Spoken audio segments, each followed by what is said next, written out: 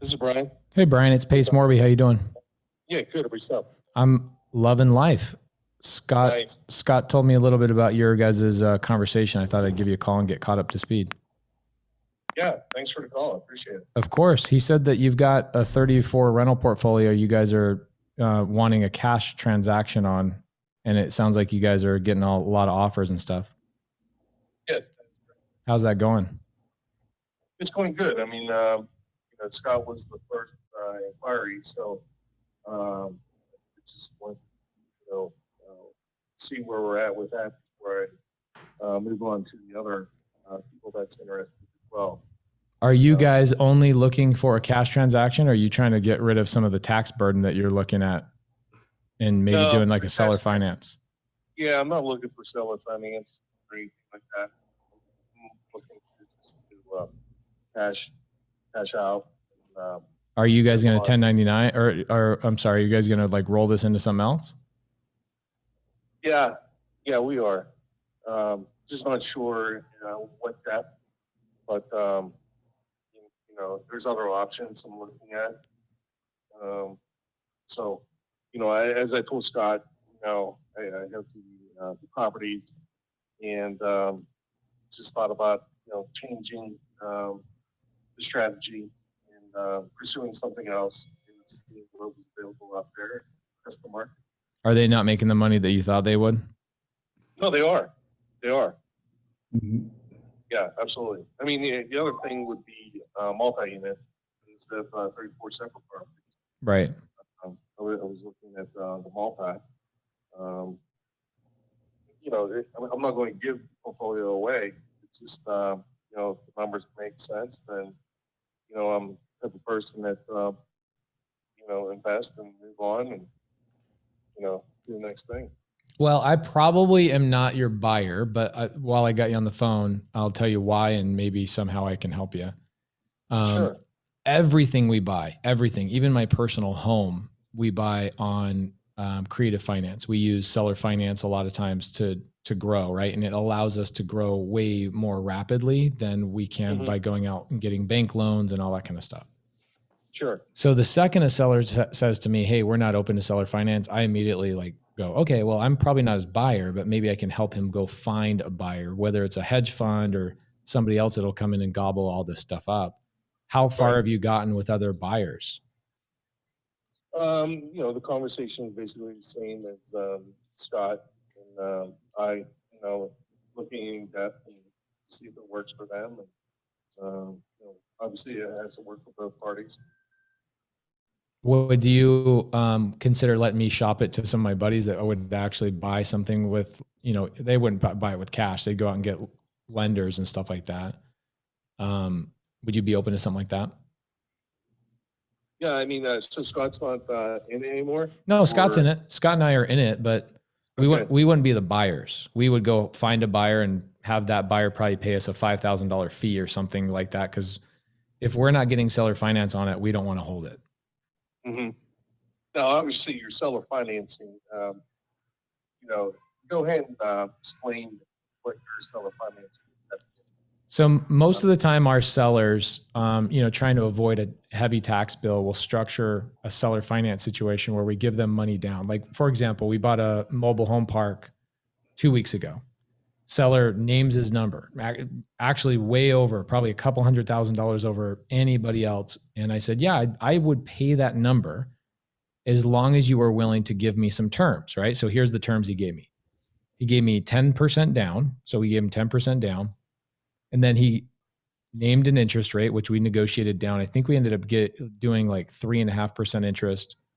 And then he did a 30-year term with a 10-year balloon, right? So our payment was based on a 30-year payment, but our payout to him was over a 10-year period. So at the end of 10 years, we gave him a big, fell swoop chunk of money.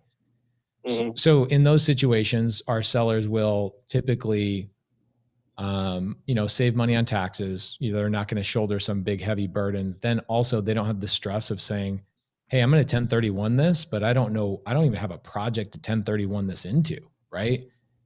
Because you got a timeline associated with you guys selling the property. So We come Right. in, seller finance is so easy. Within 2 weeks we can close on something. Whereas like with a bank financing, it could take 3 to 4 months, right? And then they're going to come in, they want appraisals and they want inspections and they want all this kind of stuff. Seller finance is easy for everybody. So what's happening right now is you're getting not only Scott and myself, but you're getting other people, and you'll continue to get other investors that will come in and just beat you up on price because they're trying to build in their spread, right? So Right. they're going to, what do you, like in a perfect world, if you got a cash offer, which I'm never going to buy this with cash, but if you got a cash offer, what's the perfect number that's like reasonable for you guys? Like 2.2. Okay, so 2.2.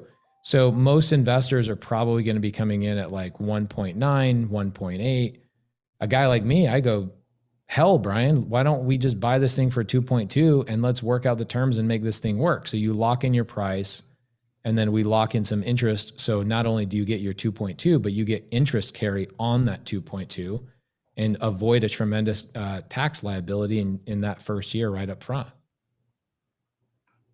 So that's what I mean by seller finance. Rents, and then you're responsible for all the repairs, yep, and everything like that. This is the way I explain it. Is that right now, no offense to you, but you are the bottom of the totem pole, right? You are the landlord. Right. What I'm doing is I want to put you at the top of the totem pole, right? I want to make you the eagle. There's a reason why the bank has eagles as their logos, is because they're the top of the totem pole and they are the lender. So if you're the lender, I'm not calling you about anything. You just receive a monthly payment. It's cash, right? There's no CapEx requirements. There's no, hey, we got to do a new roof. Like that. None of that's your concern. You couldn't care any less. What weight do you have on the property then? What's that? What weight do you have on the property then, besides 10% down interest rate? Is it in courthouse and so forth as a like not the deed transferred, but I hold the note. Is that what it is? Yeah. So there's a handful of things we can do. We do it 100 different ways, right? So we bought a property in Atlanta for like 1.3 a couple months back. And the seller, this is what she said. She goes, I want to use my attorney. I go, what do I care? Whether it's my attorney or your attorney, they're all the same to me. They're going to cost somebody some money. So we used her attorney to do all the documents. We used her closing attorney because she's in a state that uses closing attorneys, not title companies. Used her closing attorney to close, right? So she felt good and safe. We gave her a down payment, and this is what she got. She got a first position note and deed of trust. So, and then inside my note, the promissory note, we wrote that if I ever default, the seller, which would be you, and in her situation, we wrote that she gets the property back without a foreclosure. If, let's say, I get abducted by aliens or something, right? Mm-hmm. So if I get abducted by aliens, what happens to the property? Well, you keep the down payment, you keep any improvements I've made along the way, you keep the payments that I've made month in and month out, and you get the property back with, let's say, for a 2.2 purchase, let's say for a 2.2 purchase, let's say I give you $220,000 down. Well, you keep the $220,000, you take the property back as is, you can resell it, do whatever you want to do. So we fully securitize you in first position. And what the monthly payments be? That depends on the length of term and what interest rate you and your partners would want. Gotcha.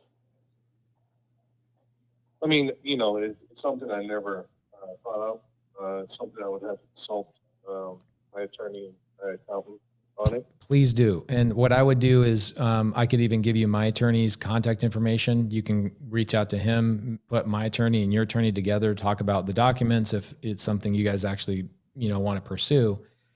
The other thing that I would do is think about it from this perspective, right? So I have a seller, they sold us a property about 2 months ago, $400,000. Mm-hmm. And a $400,000, it was actually a duplex. So $400,000 duplex, they're going to, let's say they go on the MLS and they sell this thing for 400 grand, which is full retail. They're not going to get 400 grand, right? They're going to get, let's say 375, right? So you know this, they're going to get 375. Now, what the hell are they going to do with that 375,000? Well, they're going to sit on it, and they don't have another project to put it into. So they're going to pay, taxes. They're not going to be able to roll that into anything. They didn't have another project lined up. So what we did is, instead of them getting 375, then being taxed on that at a pretty heavy rate, we locked them in at a $400,000 purchase, 10% down. And when you do the math, she will receive over $800,000 for that purchase because of the interest that we included, right? Gotcha. So you're sitting here wanting 2.2. The reality is, when we interlace some interest in this thing, you're getting a way higher number than that. Gotcha. And on top of it, you don't have to deal with any knucklehead tenants. You don't have to deal with any, repairs or any of that kind of stuff. We use your attorney to close. We use whatever terms that you want, as long as it puts us in a situation where we can actually make a couple of shekels every month, Mm-hmm. Yeah. I mean, let me consult with them. So that is the avenue that you would pursue. I would never sell another property in my life without selling on seller finance, even us, right? So once we have no debt on something, sometimes we'll turn around and say, hey, tenant, would you like to buy this back? Would you like to actually buy this from us on seller finance? Because our gain is usually double, sometimes triple what I could ever sell it for on the market. Right.